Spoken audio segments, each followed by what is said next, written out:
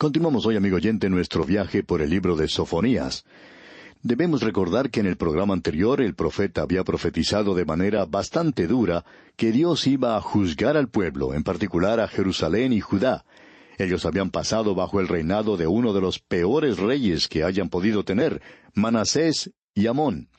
Y luego vivieron durante el tiempo de Josías.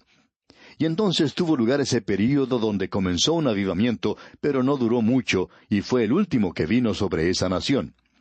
Ahora Dios dijo que Él iba a consumir todo lo que había en esa tierra. Creemos que Él se estaba refiriendo en particular a esa tierra, pero que tiene un alcance mundial, porque Él va a introducir dentro de poco el gran día de Jehová. Pero Él continúa diciendo que la razón para el juicio era la idolatría, y en realidad se nos menciona aquí 3 clases de idolatría. La idolatría es donde cada gran nación se ha desviado del camino.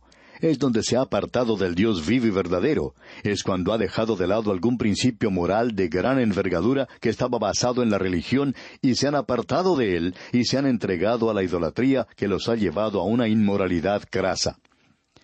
Como pudimos apreciar en nuestro programa anterior, él menciona en primer lugar la adoración de Baal, una adoración que fue introducida al reino del norte por Jezabel, porque su padre era el sumo sacerdote de la adoración entre los habitantes de Sidón. Y Dios dice en el versículo 4 de este capítulo 1 de Sofonías, «Extenderé mi mano sobre Judá y sobre todos los habitantes de Jerusalén, y exterminaré de este lugar los restos de Baal y el nombre de los ministros idólatras con sus sacerdotes». Dios dice que Él iba a exterminar ese lugar, a quitar completamente de allí la adoración de Baal. Esto había sido introducido aparentemente al reino del sur por medio de Manasés. No vamos a buscar ahora en los libros históricos en los que todo esto se menciona. Es por eso que hemos dicho, cuando estábamos estudiando los libros históricos, que hubiera sido magnífico el poder estudiar los libros proféticos que se refieren a ese período en particular. Esa es la razón por la cual uno lee los antecedentes aquí del reino de Manasés, y ningún rey se apartó tanto de Dios como lo hizo este hombre. Y él introdujo la adoración a Baal. Esta es una forma de adoración muy inmoral, porque junto con Baal se encontraba la adoración a la diosa Astoret, diosa de la fertilidad y del amor sexual, una deidad principal de los cananeos. Ahora, cuando el principio femenino se introduce en la deidad, uno tiene una inmoralidad crasa. Y todo esto entró, por supuesto, durante ese período. Luego, Josías llegó a ser el rey. Fue un buen rey, y lo primero que él hizo fue quitar la adoración a Baal. Y como ya hemos dicho anteriormente, esta era una forma muy cruda de adoración a la naturaleza. Ahora aquí se menciona a estos ministros idólatras, y ellos estaban en realidad vestidos de negro. Y si usted ha podido notar aquellos que se entregan a la adoración a Satanás hoy, se habrá dado cuenta que ellos también están vestidos de negro. Es algo muy interesante porque no es algo original de ellos. Viene desde hace mucho tiempo y estos sacerdotes idólatras utilizaban ropa negra, y ellos van a ser juzgados. Ahora, en el versículo 5, Sofonías menciona otra forma de idolatría que era muy común en esa tierra y que era algo mucho más sutil y mucho más peligroso. Él dice en la primera parte del versículo 5, «Y a los que sobre los terrados se postran al ejército del cielo». Lo que está sucediendo aquí es algo muy peligroso, por cierto. Los terrados de las casas eran planos, eso es algo que se puede apreciar aún en el presente, y allí era el lugar donde se reunía la familia al atardecer. En realidad, Dios presentó una ley indicando que se debería colocar una pared para proteger a aquellos que se encontraban en el terrado, para que no se cayeran, porque allí es donde se reuniría la familia. Pero esto llegó a ser un lugar de adoración, y usted puede apreciar lo que esto está haciendo. Esto se está dirigiendo hacia el mismo hogar. Indica que cada hogar era un pequeño templo pagano donde se practicaba la idolatría. Y esto, amigo oyente, era algo que estaba expandiéndose mucho. Es la adoración de la criatura en lugar del Creador. Ellos adoraban al ejército del cielo, al sol, a la luna, a las estrellas. Adoraban aquello que había sido creado en lugar de adorar al Creador. Era la segunda forma que ellos adoptaron.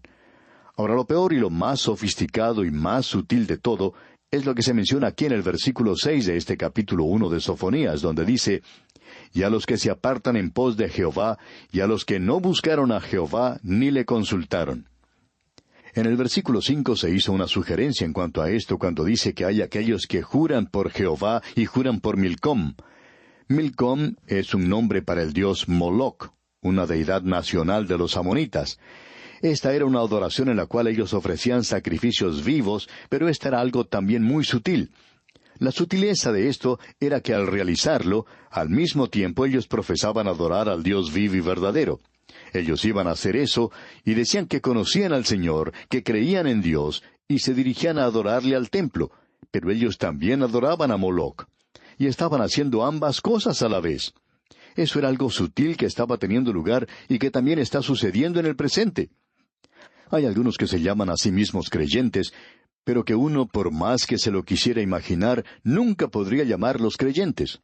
Amigo oyente, la iglesia se ha edificado alrededor de una persona, y esta persona es Cristo Jesús, y la iglesia se reúne para ofrecer adoración y alabanza a Él, y para llegarle a conocer y para tener comunión.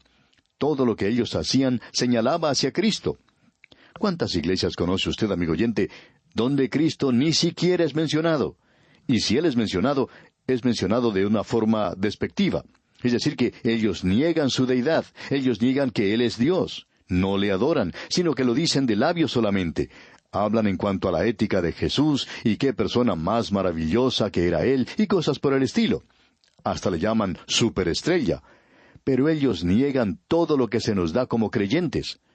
Y esto no es otra cosa sino un cristianismo castrado. Y esta era la clase de adoración sutil que se estaba esparciendo a través de esa tierra en aquel día. La gente aún asistía al templo, pasaba a través de ciertos ritos, se encontraba allí los domingos por la mañana, y no creemos que hayan ido a ninguna otra hora, pero allí estaban entonces. Pero ellos en realidad estaban adorando a Moloc, y Moloc es el dios de la carne. Es una adoración carnal. Y nuevamente debemos decir que es una inmoralidad crasa. Así es que en el día de hoy hay quienes van a la iglesia, pero no tienen cristianismo. Y ellos niegan los grandes hechos de la fe cristiana y practican la inmoralidad y practican cosas que son contrarias a la palabra de Dios. Este es el cuadro que se nos presenta aquí, y esa era la sutileza de esa hora. Muchas personas piensan hoy que si un edificio tiene un campanario y unas cuantas campanas, que si tiene un órgano y un púlpito y un lugar para el coro, ya eso es una iglesia. Pero amigo oyente, ese puede ser uno de los peores lugares en la ciudad.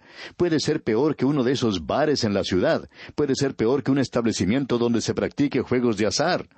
Eso es lo que engaña tanto. Eso es lo que mina a nuestras naciones. Y lo que sucedía es que ellos hacían como que servían al Dios vivo y verdadero. Pero en realidad ellos se estaban entregando a esta forma de idolatría. Notemos ahora lo que Dios tiene que decir en cuanto a esto. Aquí en el versículo 7, en su primera parte, comienza diciendo: «Calla en la presencia de Jehová el Señor». Esto se refiere a una gran quietud. No hable, no diga nada, no proteste. Usted se encuentra en la presencia del Dios vivo. Amigo oyente, debemos volver a decir que existe en nuestros días una falta de reverencia para con Dios. Esta idea que existe de que Jesús es como un hermano y que Dios es el hombre de arriba nada más, y que nosotros podemos hablar de manera muy ligera, frívola, cuando hablamos de Él en el presente. Ah, amigo oyente, nuestro Dios, permítanos decirle, es un Dios justo, un Dios al cual si nosotros pudiéramos acercarnos a unos millones de kilómetros de Él, nos postraríamos sobre nuestros rostros, porque Él es el Creador, el gran Dios, el Creador del universo, y nosotros somos una criatura muy pequeñita. Calla en la presencia de Jehová el Señor. ¿Por qué? Porque el día de Jehová está cercano. Esta es la primera mención que tenemos aquí en este libro del día de Jehová. Porque Jehová ha preparado sacrificio y ha dispuesto a sus convidados. Ahora, en la segunda parte de este versículo 7 leemos: porque el día de Jehová está cercano. Y debemos decir otra vez que el día de Jehová se presenta aquí primordialmente como un tiempo de juicio. Si usted quiere ubicarlo dentro del programa de Dios, este es el período de la gran tribulación. Ese es el momento en que esto comienza. Usted y yo estamos viviendo en el día de Cristo, el día de gracia. El día de Jehová comienza cuando la iglesia sale de esta tierra. Entonces Dios comienza a actuar y comienza a actuar en juicio. Antes de ese día que aún está en el futuro, ha habido momentos cuando esto ha sido comparado con el día de Jehová. Así ocurrió, por ejemplo, cuando Nabucodonosor atacó y destruyó a Jerusalén. La quemó completamente, arrasó con todo, y esa tierra quedó completamente desolada. Allí se puede apreciar que no hay árboles. Sí, sabemos que Israel ha plantado 1 millón de árboles, pero eso ni siquiera ha dejado una marca allí, porque uno puede ver montañas y cerros enteros completamente desprovistos de vegetación. Antes estaban todos cubiertos de árboles y de viñedos. Era la tierra de la leche y de la miel. Pero no es eso hoy, porque allí se puede ver lo que hizo el enemigo. Allí llegaron los babilonios, luego vino Alejandro Magno, como también los medos y los persas. Después de eso fueron los romanos, y un enemigo después de otro entró a esa tierra, y como resultado de todo eso, quedaron muy pocos árboles allí. Esa tierra está completamente desolada en el presente. Si usted tiene la oportunidad de visitar Israel alguna vez, puede ir viajando por el Negev, dirigirse hacia el Mar Muerto, pasando por Beerseba y llegar hasta Asdod. Y al observar algo así, quizá usted se pregunte, ¿cómo es que ese lugar pudo haberse llamado alguna vez una tierra que fluía leche y miel? Es algo muy difícil de comprender en realidad, porque es una tierra que está hoy desprovista de vegetación. ¿Y por qué está así? Porque Dios indica claramente que esto era lo que Él iba a hacer allí, y lo hizo. La evidencia la tenemos nosotros en el presente, y eso fue para esa gente el día de Jehová. Pero eso no satisface la profecía, y este hombre lo presenta de una manera muy clara. El día de Jehová es algo que está muy allá en el futuro, y que llegará a ser consumado cuando Cristo venga y establezca su reino en esta tierra.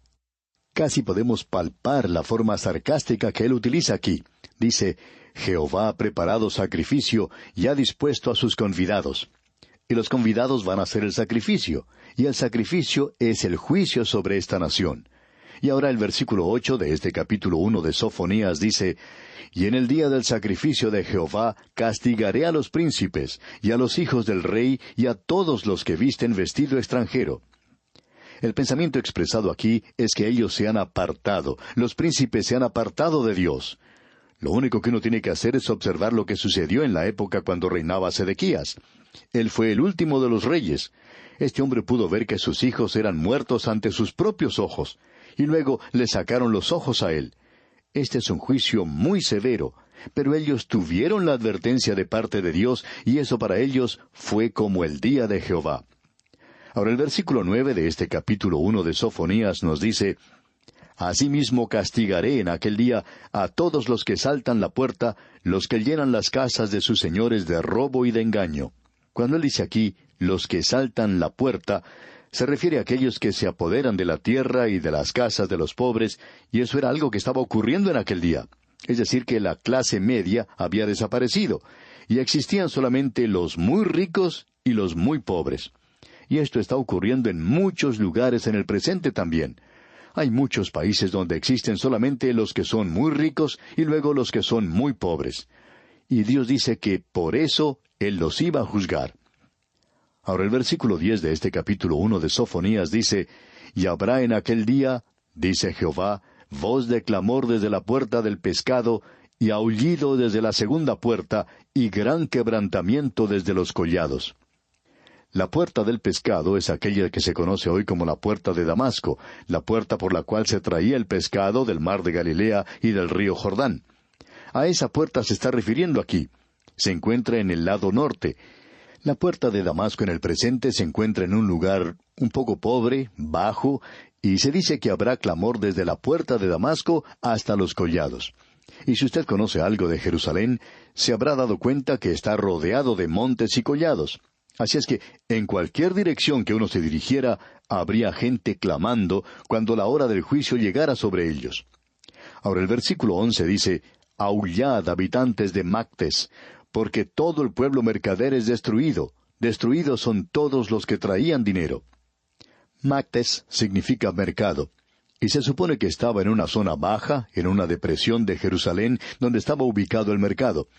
Allí efectuaban sus negocios los mercaderes, y quizá haya sido el lugar, el valle donde estaban los queseros, es decir, los que hacían queso. Era un lugar donde el valle pasaba al lado del templo, donde se encuentra el muro de los lamentos en el presente, y ese era un buen lugar para esto. Ahora el versículo 12 dice, Acontecerá en aquel tiempo que yo escudriñaré a Jerusalén con linterna, y castigaré a los hombres que reposan tranquilos como el vino asentado, los cuales dicen en su corazón, Jehová ni hará bien ni hará mal. Aquí se menciona los hombres que reposan tranquilos. Es decir, aquellos que estaban muy cómodos, muy tranquilos, disfrutando del lujo. La sociedad de aquel tiempo era una sociedad bastante acaudalada.